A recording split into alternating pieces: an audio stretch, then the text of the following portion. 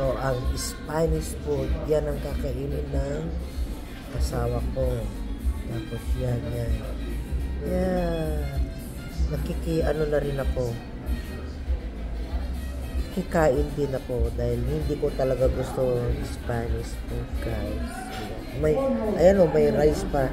Siya ang kakain ng asawa ko. Ano kaya to? Ako tikim-tikim lang ako, guys. Ayan. Kain tayo, guys.